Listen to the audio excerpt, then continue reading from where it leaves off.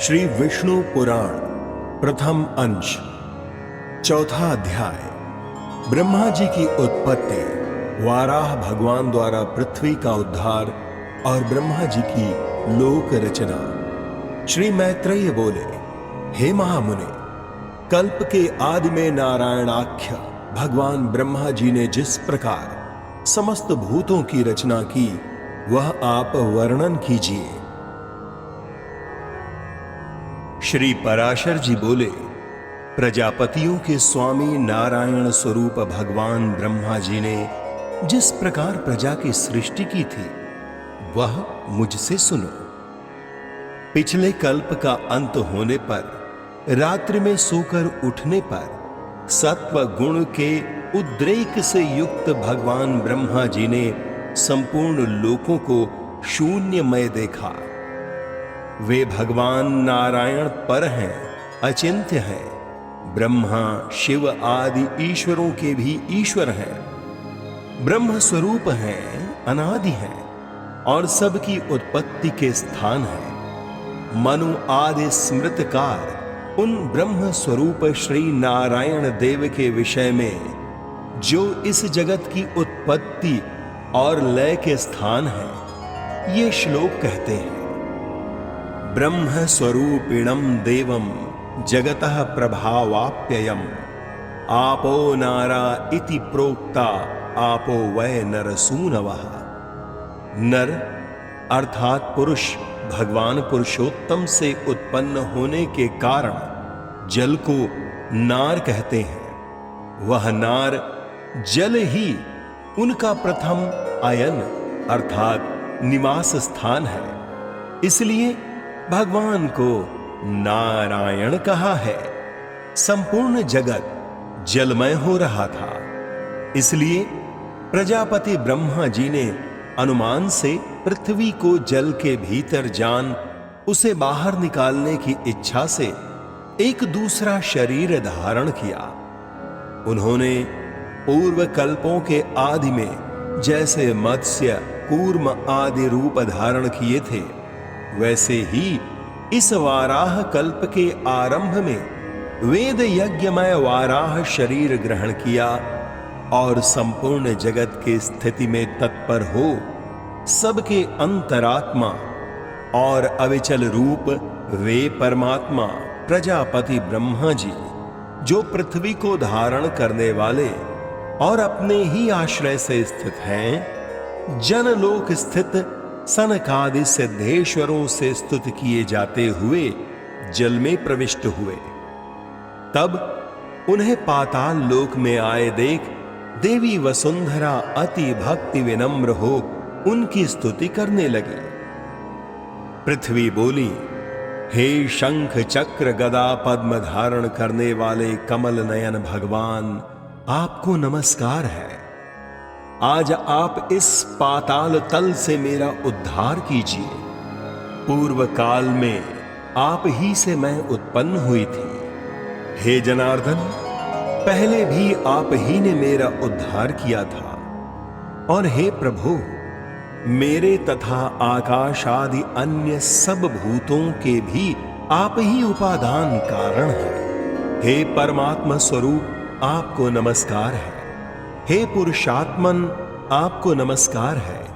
हे प्रधान और व्यक्त रूप, आपको नमस्कार है। हे काल स्वरूप, आपको बारंबार नमस्कार है। हे प्रभु, जगत की सृष्टि आदि के लिए ब्रह्मा विष्णु और रुद्र रूप धारण करने वाले आप ही संपूर्ण भूतों की उत्पत्ति, पालन और नाश करने वाले हैं।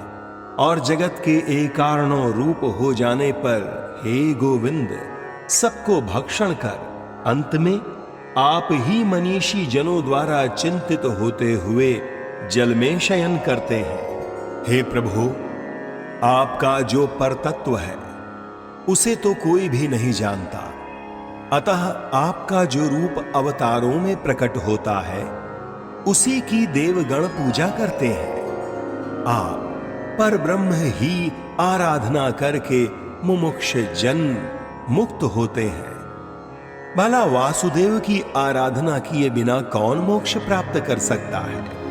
मन से जो कुछ ग्रहण किया जाता है, चक्षु आदि इंद्रियों से जो कुछ ग्रहण करने योग्य है, बुद्धि द्वारा जो कुछ विचारणीय है, वह सब आपका ही रूप है।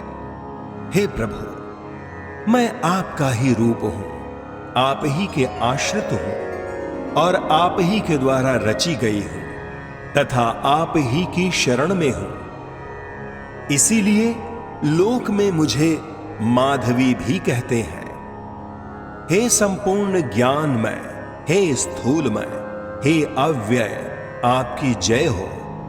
हे अनंत, हे अव्यक्त, हे व्यक्तमय प्रभु, आपकी जय हो। हे परापर स्वरूप, हे विश्वात्मन, हे यज्ञपते, हे अनघ, आपकी जय हो। हे प्रभु, आप ही यज्ञ हैं, आप ही वषटकार हैं, आप ही ओंकार हैं और आप ही आहवनी आदि अग्नियां हैं।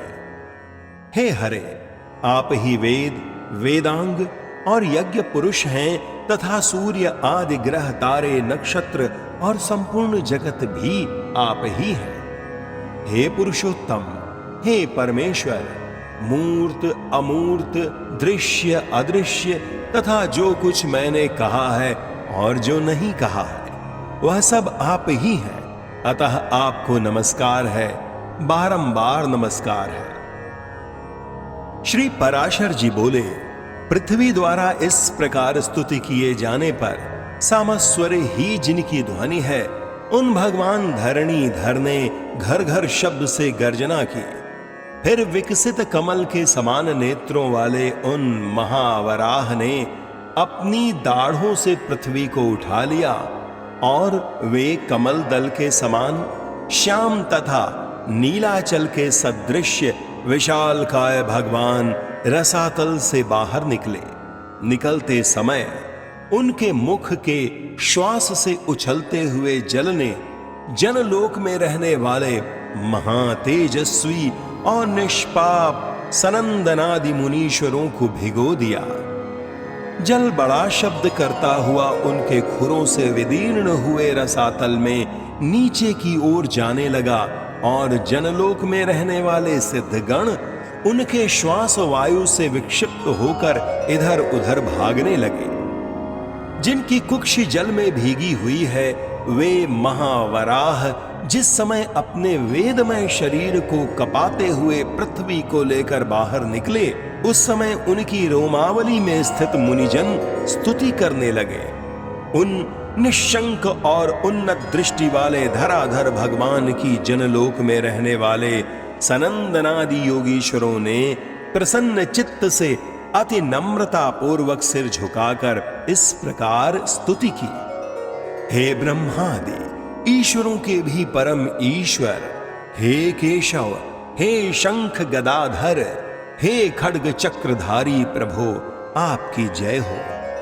आप ही संसार की उत्पत्ति, स्थिति और नाश के कारण हैं तथा आप ही ईश्वर हैं। और जिसे परम पद कहते हैं, वह भी आपसे अतिरिक्त और कुछ नहीं है। हे यूप रूपी दाढ़ों वाले प्रभु, आप ही यज्ञ पुरुष हैं। आपके चरणों में चारों वेद हैं, दांतों में यज्ञ हैं, मुख में शेन चित्त आदि चित्तियां हैं, हुताशन यज्ञादि आपकी जिह्वा हैं तथा कुशाएं रोमावली हैं। हे महात्मन, रात और दिन आपके नेत्र हैं तथा सबका आधारभूत परम ब्रह्म आपका सिर है।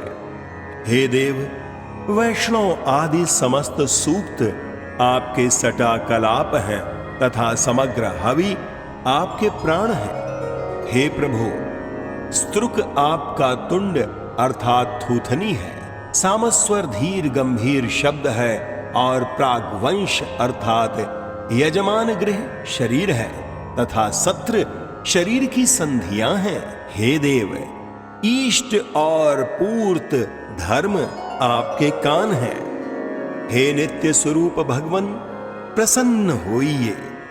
हे अक्षर, हे विश्वमूर्ते, अपने पाद प्रहार से भूमंडल को व्याप्त करने वाले आपको हम विश्व के आदि कारण समझते हैं। आप संपूर्ण चराचर जगत के परमेश्वर और नाथ हैं, अतः प्रसन्न होइए। हे नाथ, आपकी दाढ़ों पर रखा हुआ यह संपूर्ण भूमंडल ऐसा प्रतीत होता है मानो कमल वन को रौंदते हुए गजराज के दांतों से कोई कीचड़ में सना हुआ कमल का पत्ता लगा हो। हे अनुपम प्रभावशाली प्रभु, पृथ्वी और आकाश के बीच में जितना अंतर है वह आपके शरीर से ही व्याप्त है। हे विश्व को व्याप्त करने में समर्थ तेज युक्त प्रभु, आप विश्व का कल्याण कीजिए। हे जगतपते, परमार्थ तो एकमात्र आप ही हैं, आपके अतिरिक्त और कोई भी नहीं है। यह आपकी ही महिमा है जिससे यह संपूर्ण चराचर जगत व्याप्त है। ये जो कुछ भी मूर्तिमान जगत दिखाई देता है, ज्ञान स्वरूप आपका ही रूप है। अजितेंद्रिय लोग भ्रम से इसे जगत रूप देखते हैं।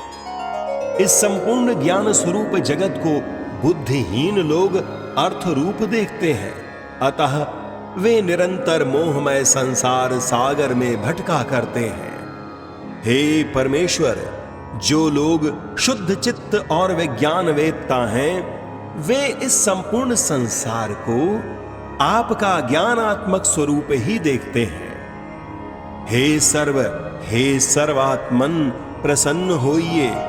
हे अप्रमेयात्मन, हे कमल नयन, संसार के निवास के लिए पृथ्वी का उद्धार करके हमको शांति प्रदान कीजिए। हे भगवन, हे गोविंद, इस समय आप सत्व प्रधान हैं, अतः हे ईश, जगत के उद्भव के लिए आप इस पृथ्वी का उद्धार कीजिए। और हे कमल नयन, हमको शांति प्रदान कीजिए। आपके द्वारा यह सर्ग की प्रवृत्ति संसार का उपकार करने वाली हो। हे कमल नयन, आपको नमस्कार है, आप हमको शांति प्रदान कीजिए। श्री पराशर जी बोले, इस प्रकार स्तुति किए जाने पर पृथ्वी को धारण करने वाले परमात्मा वाराह जी ने उसे शीघ्र ही उठाकर अपार जल के ऊपर स्थापित कर दिया। उस जल समूह के ऊपर वह एक बहुत बड़ी नौका के समान स्थित है और बहुत विस्तृत आकार होने के कारण उसमें डूबती नहीं है। फिर उन अनादि परमेश्वर ने पृथ्वी को समतल कर उस पर जहां तहां पर्वतों को विभाग करके स्थापित कर दिया। सत्य संकल्प भगवान ने अपने अमोघ प्रभाव से पूर्व कल्प के अंत में दग्ध हुए समस्त पर्वतों को पृथ्वी तल पर यथास्थान रच दिया। तदनंतर उन्होंने सप्तद्वीपादि क्रम से पृथ्वी का यथा योग्य विभाग कर भूलोक आदि चारों लोकों की पूर्ववत कल्पना कर दी। फिर उन भगवान हरि ने रजोगुण से युक्त हो चतुर्मुखधारी ब्रह्मा रूप धारण कर सृष्टि की रचना की। सृष्टि की रचना में भगवान तो केवल निमित्त मात्र ही हैं, क्योंकि उसके प्रधान कारण तो सृज्य पदार्थों की शक्तियां ही हैं। हे तपस्वियों में श्रेष्ठ मैत्रेय, वस्तुओं की रचना में निमित्त मात्र को छोड़कर और किसी बात की आवश्यकता भी नहीं है, क्योंकि वस्तु तो अपनी ही परिणाम शक्ति से वस्तुता अर्थात स्थूल रूपता को प्राप्त हो जाती है। इति श्री विष्णु पुराणे प्रथमे अंशे चतुर्थो अध्यायः।